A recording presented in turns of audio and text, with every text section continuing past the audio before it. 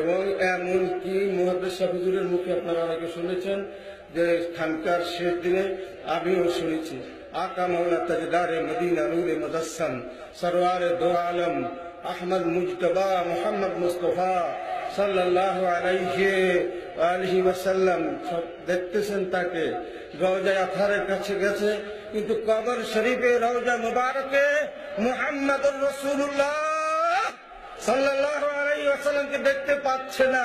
বলে হুজুর কোথায়, আল্লাহর নবী দয়াল নবী কোথায়? বলে দয়াল নবী চারজন সহ সিলেট জেলার ফুলতলিতে হযরত আব্দুল লতিফ ফুলতলির জানাজায় শরীক হওয়ার জন্য চলে গেছে।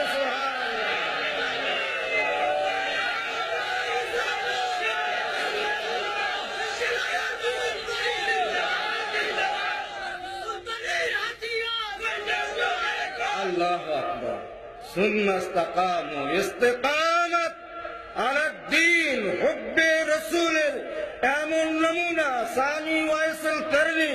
আমি আমার এই কবিতার ভিতরে লিখেছি, ছেলে পড়েছে শুনেছেন, এটা কবিতা নয়, শরীয়তের হাদি, শরীয়তের হাদি, তরিকতের বাদশাহ, হাকিকতের খনি, মারিফত শাহ, সুলতানুল আউলিয়া, রইসুল কুররা হযরত সাহেব কিবলা ফুলতলিকে নেবার জন্য কেবল ফেরেশতা আসেনি, আকা মাওলা তাজদারে মদিনা নূরে মুজাসসাম রাসূল মাকবুল সাল্লাল্লাহু আলাইহি ওয়াসাল্লাম ওই ময়দানে চলে এসেছেন। সুবহানাল্লাহ।